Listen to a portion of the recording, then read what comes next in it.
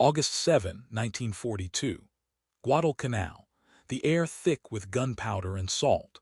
The jungle screamed, not with birds or wind, but with the metallic shriek of mortars carving through palm fronds and the guttural shouts of men who had never imagined they could be captured. Corporal Yamada Kenji crouched behind a shattered coconut tree, his rifle empty, his canteen dry for 3 days. His stomach had forgotten the shape of fullness. The rice balls his unit had rationed weeks ago were now a memory softer than the mud caking his boots. Around him, the remnants of the Imperial Japanese Army's garrison dissolved into the green chaos, some retreating deeper into the mountains, others collapsing where they stood, too weak to run, too indoctrinated to surrender. But Yamada did not run. He could not. His legs had betrayed him first, buckling beneath the weight of starvation and dysentery. Then his mind followed, clouding with the kind of fever that turns thought into dream.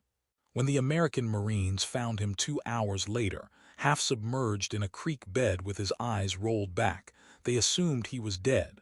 One private nudged him with a boot. Yamada's eyelids fluttered. The private shouted for a medic. They lifted him onto a stretcher, and Corporal Yamada Kenji, son of a Kyoto shopkeeper, trained since boyhood to die for the emperor, became prisoner number 473 at the hastily erected POW camp near Lunga Point. He had been taught that surrender was worse than death. That capture meant dishonor so profound it would stain his family for generations. That Americans were demons who tortured prisoners for sport, who mutilated the living and desecrated the dead. He had been told these things by officers who spoke with the certainty of Scripture, and he had believed them the way a child believes in gravity, without question, because the alternative was unthinkable. So when Yamada woke on a canvas cot inside a medical tent, an IV drip threading into his arm, he waited for the torture to begin. It never did. The war in the Pacific was not fought only with bullets and bombs. It was fought with rice, with protein, with the fundamental arithmetic of calories consumed versus calories burned. The Japanese soldier, lean and disciplined, entered the conflict sustained by a diet that would have horrified any Western nutritionist. An average of 1,800 calories per day, sometimes less. Rice formed the backbone, dense, portable, capable of being cooked in a helmet over a small fire, supplemented occasionally by canned fish, pickled vegetables, and when supply lines held, a thin miso soup. Officers received marginally better rations. Enlisted men made do with what trickled down. By contrast, the American soldier on the front lines consumed between 4,000 and 4,500 calories daily. The U.S. military had learned bitter lessons from the Great War, where malnutrition had sapped fighting strength as surely as German artillery. The logistics corps became an engine of abundance. K-rations, C-rations, 10-in-1 packs, each meal scientifically calibrated to maintain muscle mass, cognitive function, and morale. Canned meats, chocolate bars engineered to resist tropical heat, powdered eggs, coffee by the gallon. And at rear echelon bases, where the supply chain functioned without interruption, hot meals served 3 times a day on metal trays. Roast beef, mashed potatoes, green beans, bread with butter. And for dessert, ice cream churned in diesel-powered machines that hummed like mechanical prayers to American industrial might. Yamada knew none of this when they carried him into the POW compound. He knew only that his body had become a husk, that his ribs pressed against his skin like the bars of a cage, that he weighed perhaps 90 pounds when he should have weighed 140. He knew that dying of starvation was supposed to be noble if it happened in service to the emperor, but that it felt like drowning in air. The first meal arrived on the 2nd day of his captivity. He had expected nothing, perhaps a handful of rice, perhaps water. What came instead was a tray, aluminum, dented, but laden with portions that made his eyes water. White rice, yes, but rice in a quantity he had not seen since before the war. Beside it, a piece of meat. He could not identify the animal, only that it was brown and glistening with fat. A scoop of canned peaches in syrup, golden and impossibly sweet-smelling. A slice of white bread. A pat of butter wrapped in wax paper. A canteen cup filled with coffee, dark and bitter and hot. Yamada stared at the tray for a full minute. Then he looked at the Marine guard standing at the tent entrance, waiting for the trick, for the moment when the food would be snatched away, when the laughter would start. The guard, a kid from Nebraska with sunburned cheeks, just nodded toward the tray. "Go ahead," he said, though Yamada understood no English. "Eat." Yamada ate. Slowly at first, terrified his stomach would reject the richness after so many weeks of deprivation. He chewed each grain of rice as though it were sacred. The meat pork, he later learned, dissolved on his tongue, greasy and miraculous. The peaches tasted like something from a childhood he had almost forgotten, summers in Kyoto before the war consumed everything. He ate until the tray was clean, then sat in stunned silence, his hands trembling, his mind unable to reconcile the propaganda with the reality of a full belly. This was not supposed to happen. Prisoners of the Americans were supposed to suffer. That was the narrative. That was the truth his officers had repeated until it became indistinguishable from fact. But here, in this tent on an island whose name he could not pronounce, the enemy had fed him. Not scraps, not rations calculated to keep him barely alive, but food, real food, more food in one meal than he had eaten in the past week combined. He was not alone in his confusion. By the end of 1942, the United States held approximately 5,000 Japanese prisoners of war across the Pacific theater. By 1945, that number would swell to over 41,000. Each of them experienced the same cognitive dissonance that had paralyzed Yamada. Each of them had been conditioned to view surrender as the ultimate betrayal, capture as a fate worse than death. The Japanese military indoctrination was thorough, brutal, and psychologically devastating. The Senjinkan, the military code issued in 1941, explicitly forbade surrender. Do not live in shame as a prisoner. Die to maintain your honor. Soldiers were issued grenades not only to kill the enemy, but to kill themselves if capture seemed imminent. Officers carried pistols with a single bullet reserved for their own temple. Those who did surrender, through injury, unconsciousness, or the simple biological imperative to survive, carried the weight of shame so heavy it was almost physical. Many refused to eat in the first days of captivity, not out of defiance but out of a belief that they deserved to starve. Some attempted suicide. Others sat in silence, waiting for execution, unable to comprehend why it did not come. And then came the food. The United States military, bound by the Geneva Convention and driven by a pragmatic understanding that well-treated prisoners provided better intelligence, fed its captives according to a standard that shocked even American servicemen. At camps in Hawaii, California, and Australia, Japanese POWs received the same rations allocated to American troops in rear areas. Breakfast: oatmeal with milk and sugar, eggs, bacon, toast, coffee. Lunch: sandwiches with meat and cheese, soup, fruit. Dinner: a hot meal of protein, starch, and vegetables, often followed by dessert. The Red Cross monitored conditions. Inspectors documented menus. Medical officers ensured adequate nutrition. But it was not merely the quantity of food that devastated the psychological armor of the captured Japanese soldier. It was the ice cream. Ice cream in the calculus of war is absurd. It is frivolous, unnecessary, a luxury that has no place in a conflict where men die of thirst and wounds fester in the heat. But the United States military understood something fundamental about morale, about the symbolic power of normalcy in the midst of chaos. Ice cream was not just dessert. It was a message. It said, "We have so much, we can afford to waste resources on pleasure." It said, "Our supply lines are so robust, we can deliver frozen cream to the front." It said, "We are not desperate, we are not starving, we are not you." The U.S. Navy in particular became obsessed with ice cream. By 1943, nearly every capital ship had its own ice cream machine. The larger vessels could produce 10 gallons in 7 minutes. Sailors celebrated victories with ice cream socials. Pilots returning from missions were greeted with bowls of vanilla or chocolate, a ritual as sacred as any debriefing. In the sweltering atolls of the Pacific, where temperatures climbed past 100 degrees and humidity turned air into soup, ice cream became the most coveted commodity outside of ammunition. At POW camps, Japanese prisoners watched this phenomenon with something approaching religious awe. At the Cowra camp in Australia, guards would eat ice cream cones within sight of the wire, casual as churchgoers after Sunday service.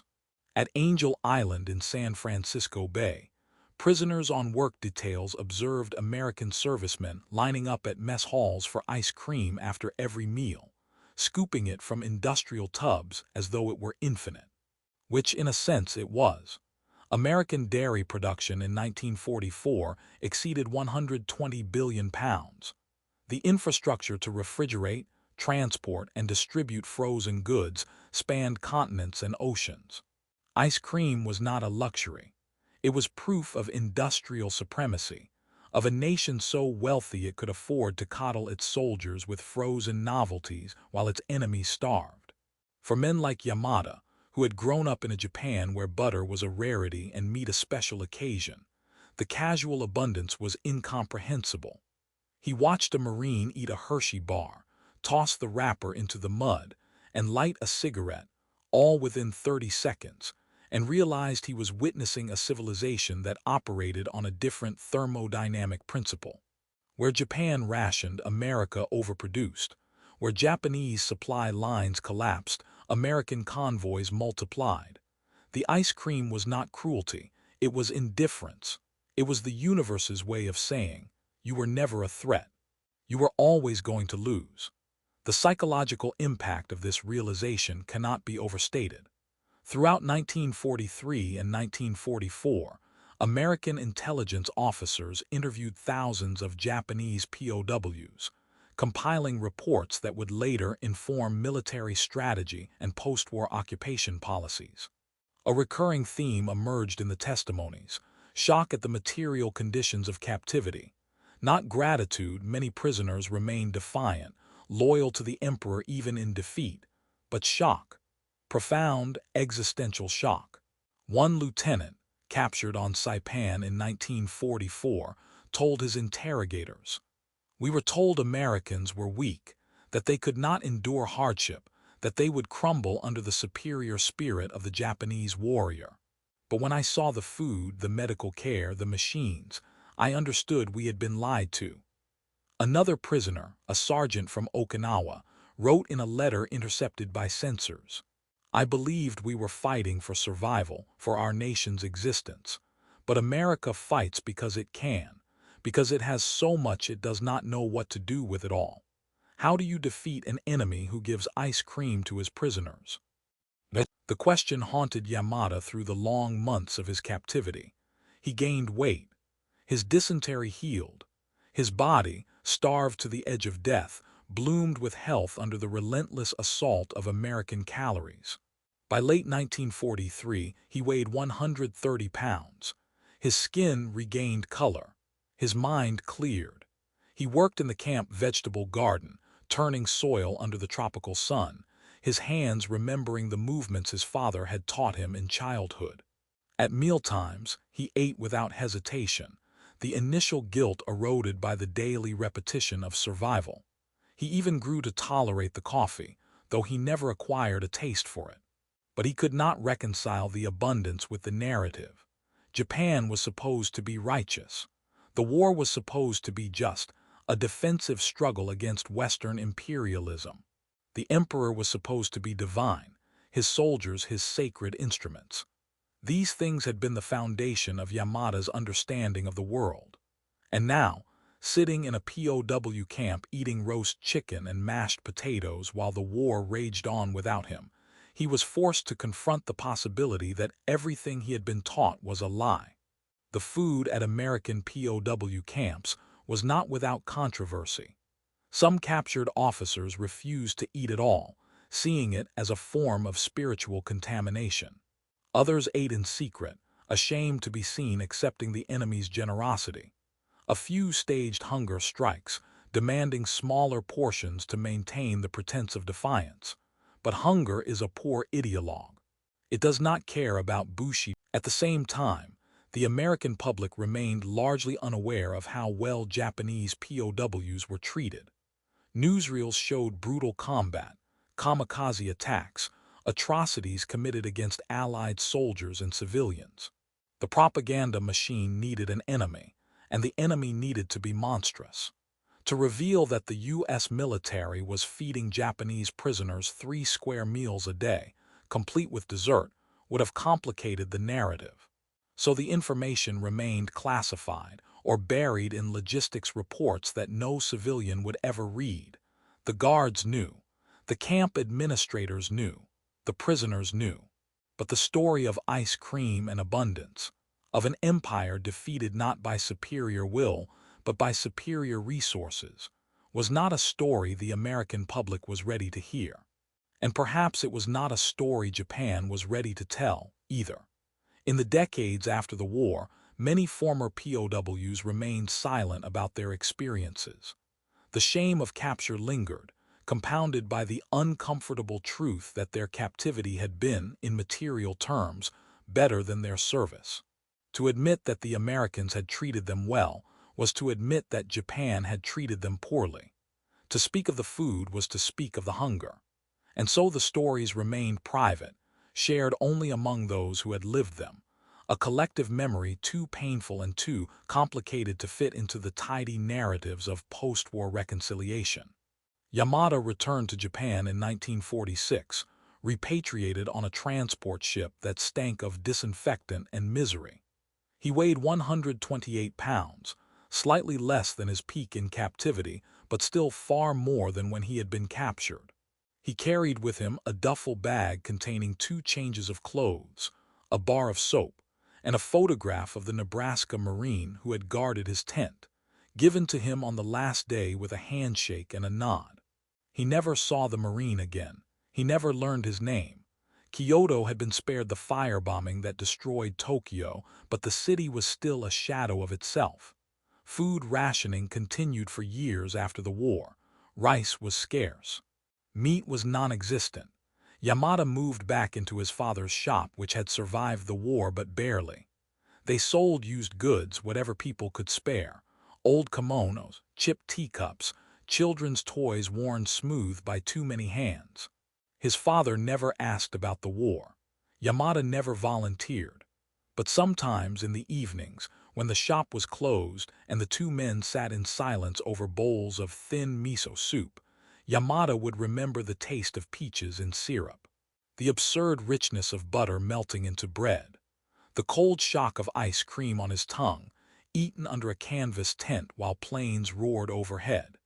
He would remember, and the memory would bring not joy but a kind of quiet bewilderment, as though he had visited another planet and returned with no way to explain what he had seen. He lived for another 43 years. He married. He had children. He never spoke of his time as a prisoner, not to his wife, not to his sons. But in 1989, an American historian conducting research on POW camps tracked him down through military records and asked for an interview. Yamada, by then an old man with trembling hands and a voice softened by age, agreed. The historian asked about the food. Yamada paused for a long time.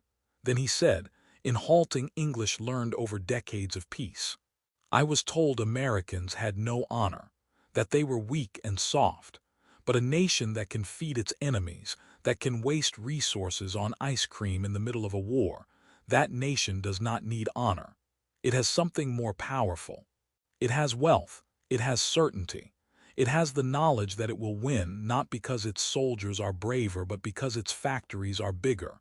And we," he stopped, searching for the words, "we never had a chance."